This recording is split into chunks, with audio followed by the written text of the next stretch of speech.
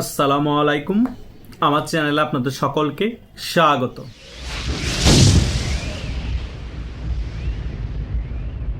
আমাকে আমার ইউটিউবের অনেক সাবস্ক্রাইবার মাঝে মধ্যে জিজ্ঞেস করে যে ভাইয়া, বাংলাদেশের বর্তমান যে পরিস্থিতি, এই পরিস্থিতিতে কি তারেক জিয়া বেশি দিন ক্ষমতায় থাকতে পারবে, নাকি তিনি ক্ষমতা হস্তান্তর করেই দেশ ছাড়বেন? তাহলে পরবর্তীতে কে ক্ষমতায় আসতে পারে, এই বিষয় নিয়ে একটি আপনি ক্লিয়ারলি আলোচনা করিয়েন, আমাদের কাছে ব্যাপারগুলো ক্লিয়ার করে দিয়েন। আজকে এই সকল বিষয় নিয়ে একটি আলোচনা করব। আশা করছি আপনারা শেষ পর্যন্ত ভিডিওটি দেখবেন। প্রথমত একটা জিনিস মাথায় রাখবেন, 2001 থেকে 2006 সালের শাসনামলের পরে যখন বিএনপি সরকারের গণ আন্দোলনের মাধ্যমে পতন হয়, তারপরে একটি 111 সরকার এসেছিল। 111 সরকার কিছু বছর দেশ শাসন করেছে, তারপরে একটি নির্বাচনের মাধ্যমে আওয়ামী লীগ ক্ষমতায় এসেছে। এবং 111 সরকারের আমলেই কিন্তু তারেক জিয়া মুসলেখা দিয়ে লন্ডন চলে গিয়েছিল। তিনি বলেছিল বাংলাদেশের রাজনীতির সাথে তিনি আর কখনো সম্পৃক্ততা রাখবে না এবং বাংলাদেশে আর কখনো রাজনীতি করবে না। কিন্তু 20 বছর পেরিয়ে গেল, আবার বিএনপি সরকার ক্ষমতায় আসলো এবং ক্ষমতায় আসার পরে দেশের যে বেহাল দশা হয়েছে সেটা কল্পনার বাহিরে।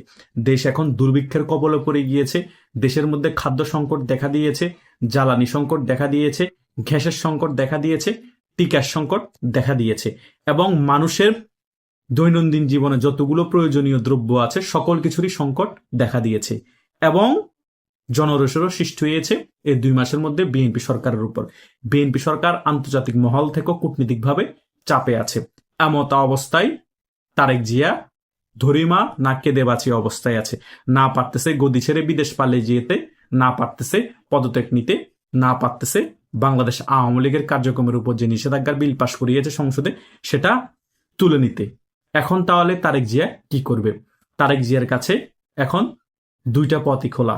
একটা পথ হচ্ছে তিনি বাংলাদেশ আওয়ামী লীগের কার্যক্রমে যে নিষেধাজ্ঞা আছে সেটা সংসদে আবার বিল পাশ করিয়ে তুলে নেওয়া, আর দ্বিতীয় আরেকটা অপশন হচ্ছে গায়ের জোর দিয়ে ক্ষমতায় টিকে থাকা। কিন্তু গায়ের জোর দিয়ে যদি ক্ষমতায় টিকে থাকতে হয়, 5 আগস্ট শেখ হাসিনার যে অবস্থা হয়েছে, আওয়ামী লীগের যে অবস্থা হয়েছে, তার থেকেও ভয়াবহ অবস্থা এবং করুণ পরিণতি ভোগ করতে হবে তারেক জিয়াকে এবং যারা বিএনপির মন্ত্রী পরিষদ আছে তাদেরকে। হয়তোবা নেপালেরও পরিস্থিতি হতে পারে, কারণ নেপালে যখন গণ আন্দোলন হয়েছে, গণ অভ্যুত্থান হয়েছে বা বিপ্লব হয়েছে, যেটা বলেন না কেন, সেখানে নেপালের অনেক মন্ত্রীকে দড়িয়ে দড়িয়ে মারা হয়েছে, আন্ডারওয়্যার পরা অবস্থায় এক মন্ত্রীকে পানিতে ফেলে দেওয়া হয়েছে। এরকমও পরিস্থিতি হতে পারে বিএনপি সরকারের মধ্যে যারা মন্ত্রী আছে। সো তারেক জিয়াকে খুব সতর্কভাবে পা ফেলতে হবে। গায়ে জোর দিয়ে বেশি দিন টিকে থাকতে পারবে না। যখন দেশের পরিস্থিতি হয়তোবা একদম বেগতিক দেখবে, কাউকে না জানিয়ে তিনি হয়তোবা পদত্যাগ করে সেনাবাহিনীর হাতে ক্ষমতা হস্তান্তর করে, মানে ওয়াকারুজ্জামানের হাতে ক্ষমতা হস্তান্তর করে বিদেশ চলে যেতে পারে কাউকে না বলে। কথায় আছে না, চাচা আপন প্রাণ বাঁচা।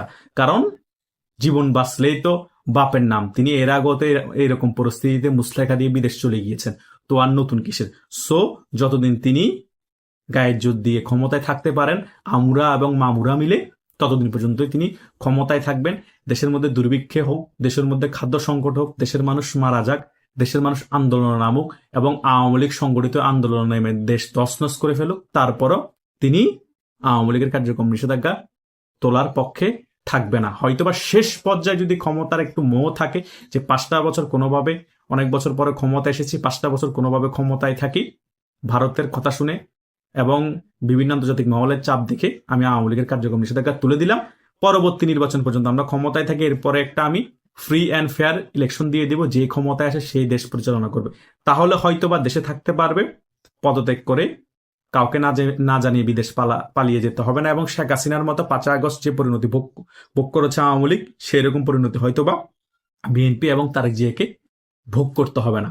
এখন তারেক জিয়ার যারা উপদেষ্টা আছে তারা কি এই উপদেশগুলো দিচ্ছে, নাকি তারা চিন্তা করছে যে আমাদের বয়স এখন 70+ হয়ে গিয়েছে, তারেক জিয়াকে এমন কিছু উপদেশ দিই যাতে আমরা মরণের আগ পর্যন্ত ক্ষমতায় থাকি, আমরা মারা গেলে বিএনপি যা হবে হোক, দেশের যা হবে কি আসা যায়, আমরা মরে গেলে আর তো আমরা ক্ষমতা ভোগ করতে পারবো না। এটা যদি মাথায় থাকে তাহলে এই তারেক জিয়া বাংলাদেশের সেরাদের সেরা বড় ফেসিস্ট হয়ে উঠবে এবং 3-4 বছর যাওয়া পর্যন্ত যদি ক্ষমতায় থাকে 3-4 বছর পর মুসলিনি এবং হিটলারকে ফেল করাবে। আওয়ামী লীগের উপর আরো দমন নিপীড়ন বাড়বে, পাখির মতো মানুষ মারবে এবং সারা বাংলাদেশের পুলিশ একেবারে বিএনপি পন্থী করে ফেলবে। আর জামাতও তখন বাধ্য হয়ে বিএনপির সাথে থাকবে। বিএনপি এককভাবে বাংলাদেশে হিটলারি শাসন কায়েম করবে এবং আওয়ামী লীগকে একেবারে দমন নিপীড়ন কোণঠাসা করে ফেলবে। এটা করেও কিন্তু বেশি দিন ক্ষমতায় থাকতে পারবে না, কারণ বঙ্গবন্ধুর মতন এত কিন্তু 3 বছর বেশি ক্ষমতায় থাকতে পারে নাই। 1975 সালে 15 আগস্ট উনি হত্যা হয়েছে। জিয়া রহমানও যখন এই তারেক জিয়ার বাবা ক্ষমতায় এসেছিল 5 বছরের বেশি ক্ষমতায় থাকতে পারে নাই, তার আগে কিন্তু সিস্টেমে ফেলে দেওয়া হয়েছে। এর সাথে কিন্তু পড়ে যেত 9 বছর ক্ষমতায় থাকার পর 10 বছর যখন শুরু হয়েছিল তখনই কিন্তু ভাগ্যক্রমে তিনি অ্যারেস্ট হয়েছিল। শেখ হাসিনারও সেম পরিণতি হতো, শেখ হাসিনা মারা যেত, ভাগ্যক্রমে ভারতের শেল্টারের কারণে বাধ্য হয়েছে বাংলাদেশ আর্মি ভারত পৌঁছায় দিতে, শেখ হাসিনা বেঁচে গিয়েছে। সো বাংলাদেশে যতই হিটলারি শাসন কায়েম করার চেষ্টা করুক, যতই প্রভাব দেখাক, যতই পুলিশ কন্ট্রোলে থাকুক, যতই নিজেদের বাহিনী থাকুক, কখনো এককভাবে ক্ষমতা থাকা যায় না, এককভাবে বাংলাদেশকে নিয়ন্ত্রণ করা যায় না। হয়তো মারা যেতে হবে, তা না হলে পদত্যাগ করে বা মুসলেখা দিয়ে বা অন্য পন্থায় পালিয়ে যেতে হবে। তাছাড়া আর কোনো ওয়ে নাই বাংলাদেশের রাষ্ট্র শাসকে, যদি গণতান্ত্রিকভাবে রাজনীতি না করে। গণতান্ত্রিকভাবে রাজনীতি করলে হয়তোবা আপনি ক্ষমতাচ্যুত হবেন, আরেকটি রাজনৈতিক দল ক্ষমতায় আসবে, কিন্তু আপনি রাজনীতি করতে পারবেন। কিন্তু হিটলারি ভাবে মনোভাব নিয়ে এখন তারেক যেভাবে রাজনীতি করছে, এভাবে হলে পতন হলে শেখ হাসিনার চেয়েও ভয়াবহ পরিস্থিতি হবে। কারণ বাংলাদেশ আওয়ামী লীগ রাজনীতিতে খুব শীঘ্রই ফিরে আসবে এবং সাধারণ জনগণও বাংলাদেশ আওয়ামী লীগের পক্ষে থাকবে এবং বাংলাদেশ আওয়ামী লীগ যখনই নির্বাচনে অংশগ্রহণ করবে সেই নির্বাচনে 200-র উপর আসন পেয়ে আবার বাংলাদেশে ক্ষমতায় আসবে। এই আওয়ামী লীগকে কেউ দাবাতে পারবে না। এটা টকশোতে যারাই যায় 90% মানুষ সেম কথাই বলে এবং তারা একেবারে 100% এটা হবে সেভাবেই বলে। সো আমিও সেটা তাদের কথার সাথে একমত হয়ে সেই কথাই বলতে চাই। বাংলাদেশ আওয়ামী লীগ দমার পাত্র না, বাংলাদেশ আওয়ামী লীগকে দমানো যাবে না, বাংলাদেশ আওয়ামী লীগের কর্মীরা দমবে না, তারা সংগঠিত হয়ে পূর্ণ শক্তি নিয়ে বাংলাদেশের বুকে রাজনীতিতে ফিরে আসবে। সো তারেক জিয়া সিদ্ধান্ত নিতে হবে দেশের স্বার্থে, বিএনপির ভবিষ্যতের স্বার্থে এবং বাংলাদেশের গণতন্ত্রের স্বার্থে। ওনার সিদ্ধান্তের উপর নির্ভর করে বিএনপির ভবিষ্যৎ, বাংলাদেশের ভবিষ্যৎ। উনি যদি এখন একটা সিদ্ধান্ত ভুল নেয়, অনেক বড় ক্ষতি হয়ে যাবে বাংলাদেশের এবং বিএনপির। অলরেডি একটা সিদ্ধান্ত ভুল নিয়ে ফেলেছে, বাংলাদেশ আওয়ামী লীগের কার্যক্রম সংসদে বিল পাশ করিয়ে নিষিদ্ধ করার এই সিদ্ধান্ত। সামনে আরো অনেক গুরুত্বপূর্ণ সিদ্ধান্ত আছে, সেগুলো যদি ভুল করে একেবারে বিএনপি ধ্বংসের প্রান্তে চলে যাবে এবং বাংলাদেশও ধ্বংসের প্রান্তে চলে যাবে, অলরেডি চলমান আছে। সো তারেক জিয়া চাইলে নিজের দলটাকে রক্ষা করতে পারে, বাংলাদেশটাকেও রক্ষা করতে পারে, কারণ এভাবে 50% মানুষকে বাদ দিয়ে বাংলাদেশে কোনো গণতান্ত্রিক প্রক্রিয়া ফিরে আসবে না এবং বাংলাদেশে কোনো উদারপন্থী রাজনীতিও চলবে না। বাংলাদেশে এভাবে যদি বিএনপি রাজনীতি করে তাহলে বাংলাদেশে একনায়কতন্ত্র অলরেডি প্রতিষ্ঠা হয়ে গিয়েছে, সামনে আরো এককভাবে একনায়কতন্ত্র প্রতিষ্ঠা হবে এবং সেই একনায়কতন্ত্র যখন পতন হবে বাংলাদেশে কচু কাটা হবে যারা এখন ক্ষমতাসীন দলে আছে তাদেরকে। এটাই আগামীতে ঘটবে। আমি যে সকল বিষয় বলেছি সে সকল বিষয়গুলো যদি বিএনপি সরকার মনোযোগ না দেয়, তারেক জিয়া মনোযোগ না দেয় এবং তারেক জিয়ার আশেপাশে যারা উপদেষ্টা আছে তারা যদি মনোযোগ না দেয়, বিশাল বড় ম্যাসাকার হয়ে যাবে বাংলাদেশের মধ্যে আগামীতে যখন রেজিম পরিবর্তন হবে। আশা করছি এই আলোচনা আপনারা মোটামুটি সকল কিছু ক্লিয়ারলি বুঝতে পেরেছেন।